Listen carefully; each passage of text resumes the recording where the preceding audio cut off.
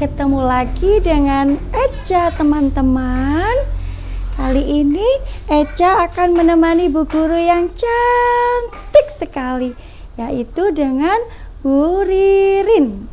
Kali ini kita akan belajar tema 6 yang akan disampaikan oleh Bu Ririn. Kita saksikan ya teman-teman. Silakan Bu Ririn. Ya, terima kasih Mbak Echa. Assalamualaikum warahmatullahi wabarakatuh. Bagaimana kabarnya anak-anakku semuanya kelas 5 di rumah? Semoga kalian semuanya selalu sehat walafiat dan selalu dalam lindungan Allah Subhanahu wa Ta'ala. Kali ini ketemu lagi dengan Bu Ririn, masih tetap dalam pembelajaran daring. Kita harus tetap semangat dalam belajar. Baik anak-anak, sebelum pembelajaran dimulai, marilah kita bersama-sama membaca basmalah. Bismillahirrahmanirrahim. Baik anak-anak, ini tadi Mbak Echa sudah disampaikan ya Mbak Echa? Iya Bu Guru. Belajar tema 6 ya, subtema 2. Kemudian subtema 3, muatan pelajaran ilmu pengetahuan sosial. Sebelum Bu Guru lanjutkan, Bu Guru mau tanya dulu sama Mbak Echa ya. Mbak Echa apa pernah ke pasar Mbak Echa? Pernah Bu Guru. Ke pasar Rebo, pasar Minggu? Semuanya pernah. Bagus sekali. Jadi di pasar itu ada apa saja Mbak Echa? Ada penjual, ada pembeli. Betul sekali. Jadi di pasar itu banyak sekali ya nak ya, kegiatannya penjual dan pembeli. Nah itu dinamakan dengan pembangunan ekonomi dan sosial budaya. Ya, di sini apa sih pembangunan ekonomi dan sosial budaya? Pembangunan ekonomi, sosial dan budaya itu sangat penting nak ya, bagi kemajuan bangsa ya. Dan salah satu faktornya yang mempengaruhi yaitu adanya interaksi sosial antara individu dan kelompok. Nah, di dalam suatu lingkungan. Itu faktor yang paling penting. Sudah paham ya tentang kegiatan-kegiatan tadi, pembangunan sosial dan budaya? Nah, contohnya salah satunya sudah disebutkan sama Mbak Echa tadi. Ada apa itu? Ada pasar buah. Kemudian ada pasar ikan dan pasar sayur. Nah, jadi bermacam-macam yang dijual nggih. Jadi banyak sekali kegiatan-kegiatannya di pasar. Itu contoh interaksi pembangunan ekonomi. Kita lanjutkan ya. Ya Bu Guru. Nah, di sini kita akan melanjutkan tentang sejarah batik. Masih ingat Mbak Echa sama teman-teman tentang macam-macam motif batik kemarin atau jenis-jenisnya? Masih Bu Guru. Coba sebutkan Mbak Echa. Ada batik tulis, batik cap, dan sablon. Iya betul sekali. Mbak Echa ternyata masih ingat teman-teman ya. Ternyata kemarin di semester ganjil anak-anakku sudah memahami tentang jenis-jenis batik ya. Sekarang sejarah batik di sini Bu Guru mau menjelaskan tentang motif batik Megamendung ya. Seperti di samping itu ada bermacam-macam motifnya. Ada yang berwarna biru, kemudian belakangnya ada warna hitam dan merah. Di sini motif batik Megamendung ini merupakan karya seni batik yang identik dengan menjadi ikonnya batik Cirebon ya. Motif batik ini pun pernah dijadikan sampul buku terbitan luar negeri yang berjudul Batik Desain. Karya siapa?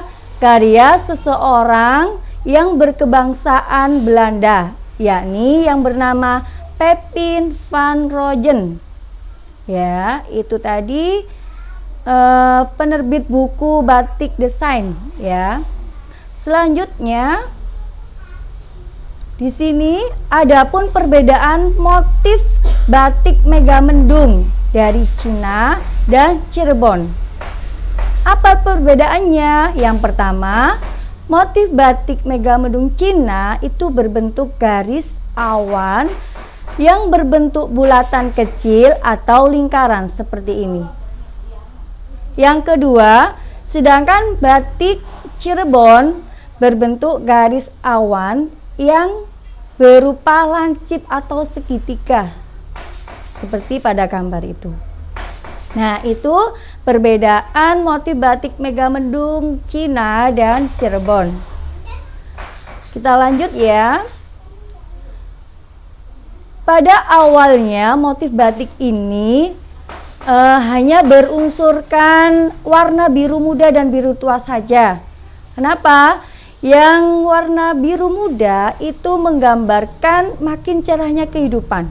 Sedangkan biru tua menggambarkan awan mendung dan memberi kehidupan. Seperti pada gambar Bu Guru, warna biru muda dan biru tua. Ya. Nah, kalau sudah kita bahas tentang sejarahnya tadi, sejarah batik, Bu Guru bertanya, masih ingatkah kalian tentang hak, kewajiban, dan tanggung jawab? Masih ingat? Masih Bu Guru.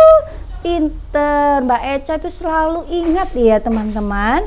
Nah, hak, kewajiban, dan tanggung jawab itu merupakan hal yang berbeda, namun saling berkaitan. Jadi saling berhubungan antara hak, kewajiban, serta tanggung jawab. Selanjutnya, hak dan kewajiban tersebut harus dilaksanakan secara tanggung jawab oleh seseorang. Apa sih perbedaannya hak, kewajiban, dan tanggung jawab? Mbak Eca mungkin bisa membantu temannya menjawab. Kalau hak itu segala sesuatu yang harus kita terima, Bu Guru. Iya, boleh. Hak yaitu suatu yang mutlak milik seseorang sejak lahir. Itu hak. Kemudian kewajiban berarti sesuatu yang harus dilakukan oleh seseorang sebagai warga. Itu kewajiban. Dan yang terakhir, tanggung jawab. Tanggung jawab itu apa, Nak? Tugas dan kewajiban yang harus dilaksanakan sesuai yang telah disepakati bersama dengan rasa tanggung jawab. Nah, itulah perbedaan hak, kewajiban, dan tanggung jawab. Kita lanjut ya. Di sini apa contoh hak, contohnya kewajiban, serta tanggung jawab? Bisa menyebutkan Mbak Eca juga contohnya hak. Hak mendapat kasih sayang. Boleh, itu sama dengan hak mendapatkan perlindungan ya. Yang kedua, menikmati lingkungan bersih. Dan yang ketiga, bebas memeluk, memilih, dan menjalankan agama masing-masing. Itu contoh hak. Yang kedua, contoh kewajiban. Apa Mbak Eca contohnya? Contohnya mematuhi aturan peraturan Bu Guru. Iya, betul sekali ya, Mbak Eca, pinter sekali Mbak Eca. Yaitu mematuhi aturan yang berlaku. Nah, itu contoh kewajibannya. Yang kedua, menjaga ketertiban lingkungan. Dan yang ketiga, menghormati dan menghargai tetangga dan orang lain. Itu contoh kewajiban kita di masyarakat. Yang ketiga, contohnya tanggung jawab, yaitu yang pertama menghargai hasil diskusi warga. Kedua, melaksanakan ronda malam. Dan yang ketiga, mengikuti kerja bakti. Nah, itu yang sudah disepakati bersama harus kita laksanakan dengan tanggung jawab ya. Oke, lanjut. Sekarang apa sih akibatnya jika tidak adanya rasa tanggung jawab. Apa saja? Betul sekali, pasti akan dikucilkan ya Mbak Eca? Iya betul Bu Guru, dikucilkan. Ya, dikucilkan oleh masyarakat. Ya, dijauhi oleh masyarakat. Yang kedua, tidak dipercayai oleh masyarakat setempat. Ya. Yang ketiga, tidak dianggap sebagai warga di lingkungan tersebut. Dan yang keempat, menjadi bahan pembicaraan. Jadi suka digosipkan. Nah, itu ya. Yang terakhir, akan mendapat teguran dari warga masyarakat setempat. Itu akibat jika kita tidak memiliki rasa tanggung jawab.